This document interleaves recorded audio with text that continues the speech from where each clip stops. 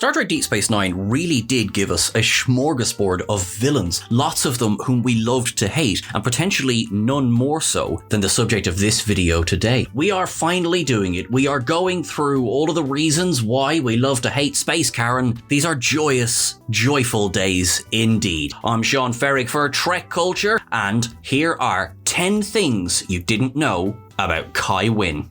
Number 10. Bribery and coercion for good.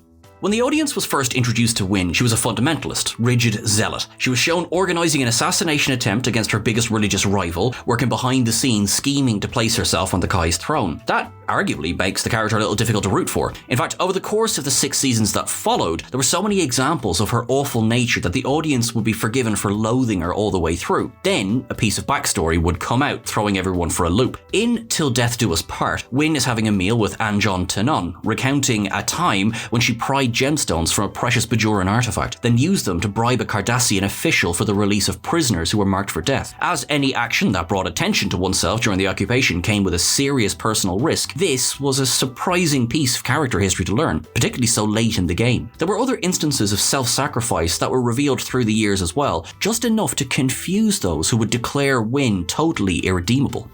Number 9. For a time, she was fiercely anti-Cardassian, even to her own detriment.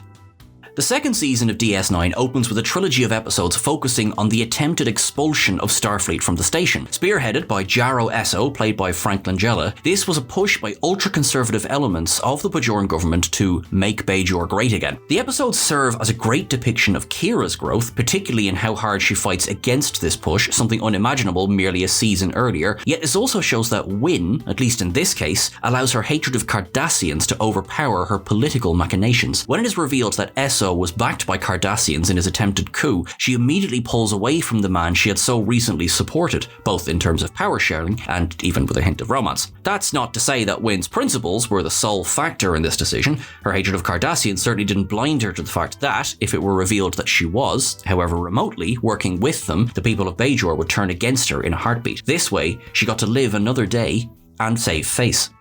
Number 8. She was incredibly principled when it suited her. This follows on from the previous entry on this article. Winn Adami was a fiercely principled character when the situation called for it, with perhaps the best example of this being in The Collaborator. When Vedic Winn discovers that a high-ranking member of the Vedic Assembly passed information to the Cardassians during the occupation, she jumps on this, assuming it's her greatest rival, Bareil. All evidence points towards him, which delights Winn. His disqualification from the race to Kai would leave a clear path for her. Kira, vehemently opposed to Winn's candidacy, begins to pursue the case, only for Bareil to complicate matters by pleading with her to stop. He assumes the suspicion, covering for the real culprit, the previous Kai, Opaka. While Kira is shocked to learn this, Winn's actions following Bareil's withdrawal from the race are telling. She's quickly elected Kai and informs Kira that the truth was no longer important to her. Someone collaborated an act that now belongs in the past, with Kai Winn moving forward to complicate the lives of everyone around her. The search for a collaborator was a matter of the utmost urgency until her politics no longer required an answer. Number 7. She wasn't always going to be the next Kai. Winn's election to Kai was a last-minute decision by the writing team. Having introduced the character in the Hands of the Prophets, writer Robert Hewitt Wolfe knew that there was huge potential for the character, even if the second season began without any clear path for her in sight. This season spent the majority of its discussions about Bajor setting up Bareil Antos to be the next Kai. While it would have made sense to have this good character take the mantle, the writers decided to throw a curveball right at the end. Hewitt Wolfe recalled a simple conversation that effectively consisted of, "Hey, why don't we make Winn the next Kai?" As soon as it was said out loud, this path seems to have been even more sensical to all involved. Not only would it provide a nice shock for fans, but would also allow a healthy development of conflict between Starfleet and Bajor. Had Bareil taken the top post, Bajor likely would have joined the Federation that season. With Winn in control, the stage was set for several more years of stress, particularly for Kira and Sisko. Number 6. Life support was more of a mirror for Louise Fletcher than we ever knew. Life Support from the 3rd season closes the book on Bareil and Kira's love story, killing off the former as the writers had run out of ideas for the character by that stage. It would see the promotion of Winn to an even more important character in Bajor's politics. That's not to say there wasn't suffering along the way. While Bareil lay dying in his bed, Louise Fletcher was suffering from a high temperature and laryngitis while filming. She recalled having to loop all of her dialogue after the episode had completed photography, which led to its own problems. She struggled with some of the dialogue, particularly Winn's request to Dr. Bashir to replace parts of Bareil's brain. Far from finding the words difficult to say, Fletcher confessed she found the whole thing hilarious. Between initial filming, where she felt so rough that a producer actually said she shouldn't be on the set, to those recording sessions later on, Life Support was as much of a trial for Fletcher as it was for Winn herself. Number 5. Winn was a last-minute addition to SHAKAAR, thus saving the episode.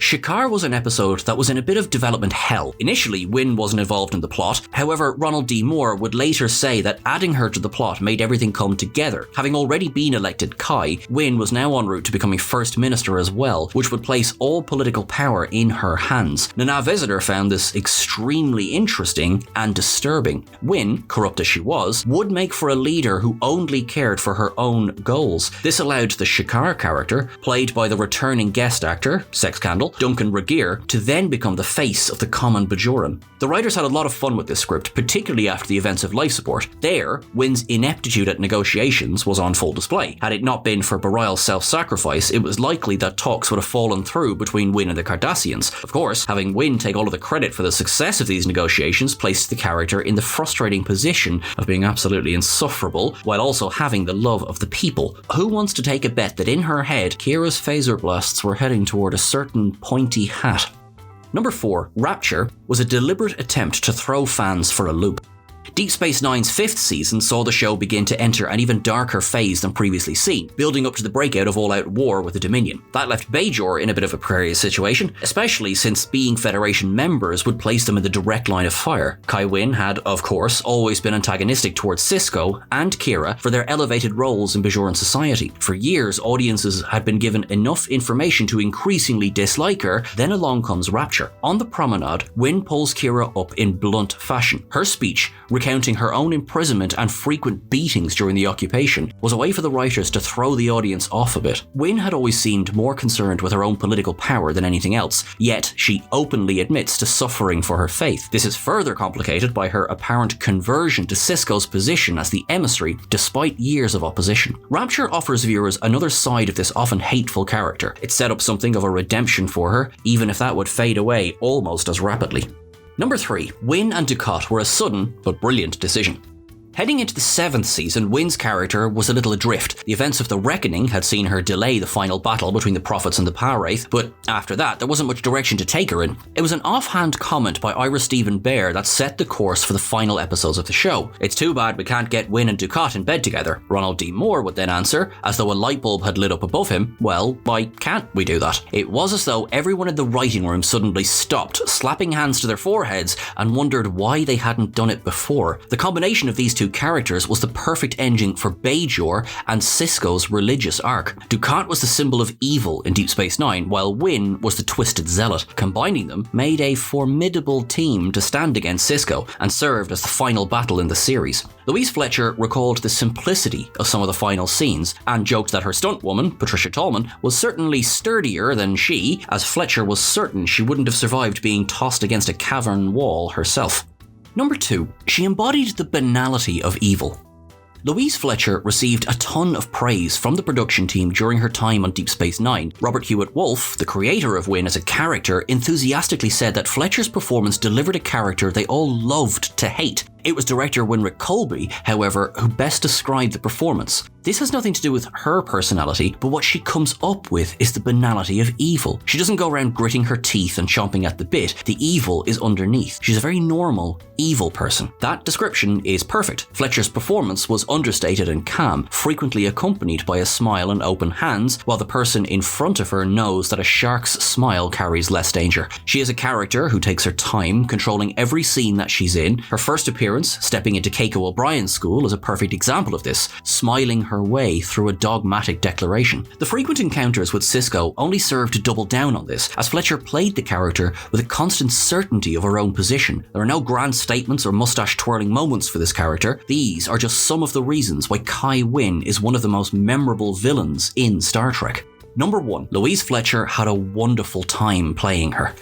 After the show had completed its run, Fletcher recounted in interviews how much she had enjoyed playing Winn. She described the character as having permissible passion, thus explaining some of her actions toward others. Getting to play that, she said, was a great time. In Winn's sporadic appearances, only 14 episodes overall, Fletcher said that while she enjoyed every moment, it was exhausting work. The schedules usually matched up, so she was glad to say that she was often free at the producer's requests. Fletcher personally found Winn's envy of Sisko's position as deeply funny, with the silliness of a person vying to be chosen for visions playing a part in this. However, it was her relationship with Nana Visitor that was one of her fondest memories. She believed that Winn had no real animosity toward Kira, other than to consider her a troublesome fly in the ointment. She loved playing scenes alongside Visitor, often citing the casual dismissal that Winn showed Kira as a hoot to film. Fletcher left a permanent mark on Star Trek with her performance, and Winn may forever be remembered as one of the most frustrating characters that we've ever loved to hate. That's everything for our list, folks. Thank you very much for watching along. Thank you, as always, to the epically talented Tom Roberts-Finn, who just made this look pretty. Everyone, remember you can catch us over on Twitter at Trek Culture. You can catch us on Instagram at Trek Culture YT.